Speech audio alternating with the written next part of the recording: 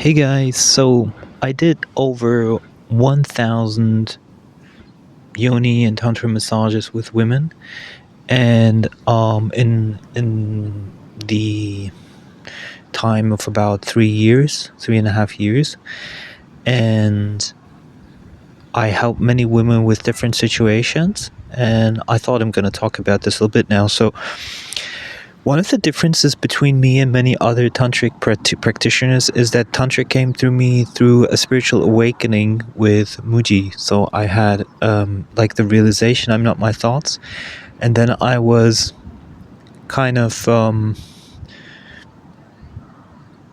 sitting in silence, and in that silence, the message came to me that I was supposed to massage women. And at first I kind of let this idea go, and the idea came again. And then I learned also something about heart intuition. Heart intuition is when energy from above, like messages from above, come downwards into your heart chakra, and it tells you exactly what you're supposed to do. So I let go of the previous ideas, which was like being an internet entrepreneur and running projects online, and became a masseur, and I did this full time. And the interesting thing, in comparison to many other things that I did in the past, is it worked from the very beginning. So I basically I started putting this online on a blog, and 2 days later already the first client started to show up. So it worked very quickly and very fast. And that was interesting because I've never known something to flow that much. So before, it was kind of like I would do something and I would have to work on it for months and years before it started rolling. And this worked right from the start. And even the text that I wrote on the blog, everything was super flow.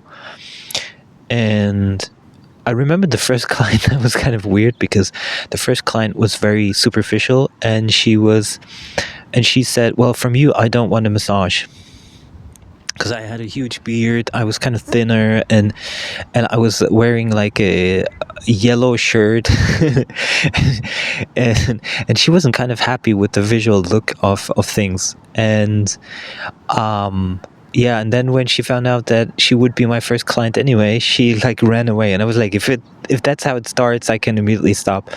Well, the second client was totally different, and it was clear that it was really good. And from the third massage, something interesting happened. Is I learned that I have tremendous abilities to feel energetic blockages. So from then on, women would tell me, like, how do you know I have pain there? How do I know I have this issue there? And I would say, just like, I feel it. Like, so I have this ability to feel these kind of energies, which I didn't know that I have this ability before. And that became better and better and better and better. And I became really a master of using the energies in the body to open up energy blockages and open up in all the chakras, flowing to energy orgasm, orgasms without touch, all these kind of like what a lot of people now see as Kundalini awakening process, something similar, but without the theatrics. So a lot of it you see online is fake, and a lot of it is theatrics.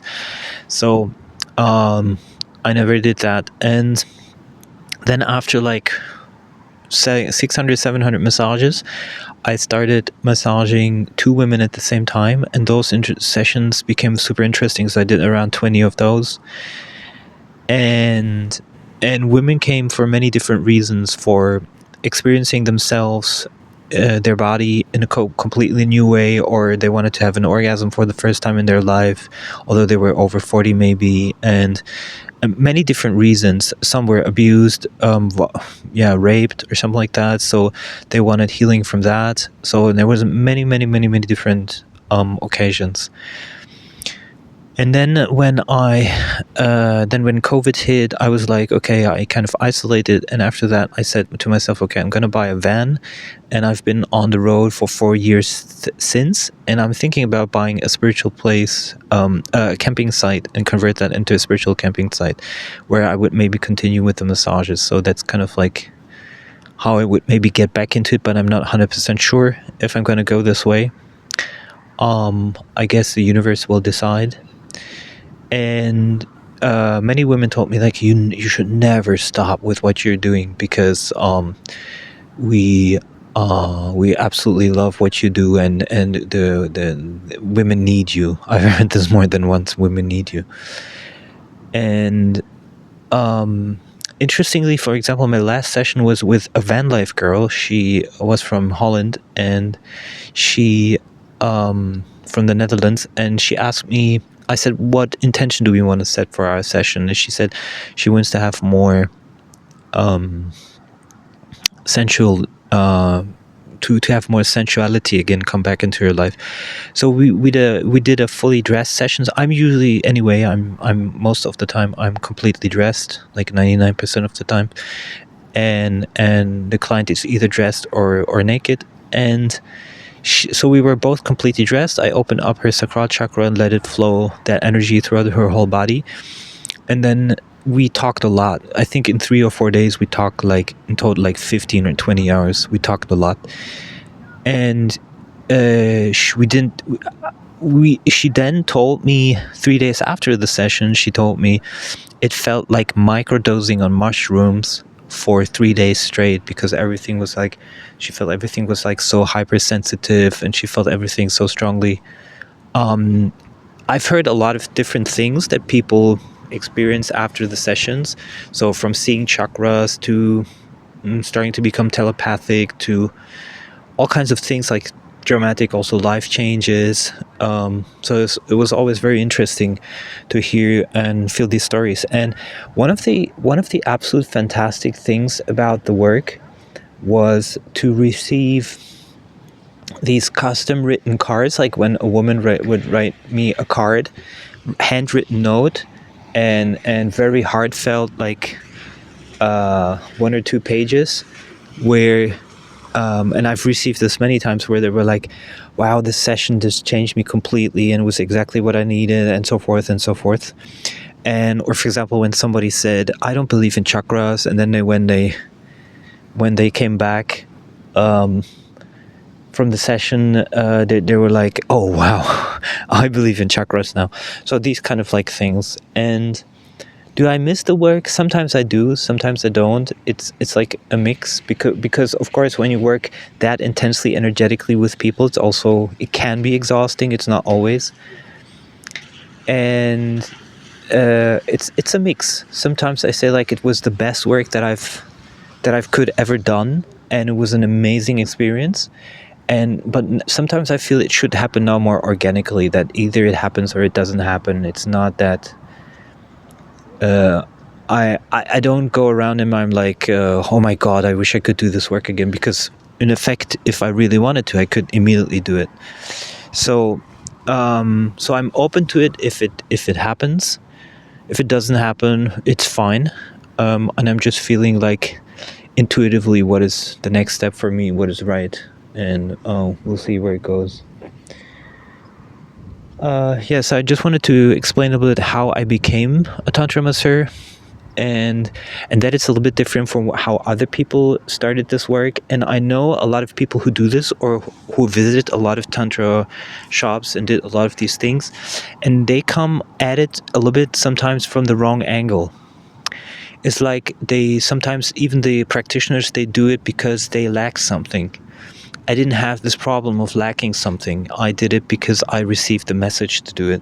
And that was that's like a calling from high above. That's not a calling where you're missing something and that's why you started. I had no connection with this type of work before. I knew I was always kind of different than others, but I didn't know I had these abilities. And my hypersensitivity is also off the charts, so I can feel feng shui and energetic like stuff, and sometimes it's a lot to take in, because it also has to do with the energies that are around me. So that is also part of it.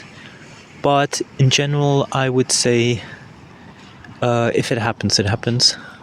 And I'm open for anyone who wants to experience it, where I also feel that I want to do it. I think that's an essential part as well.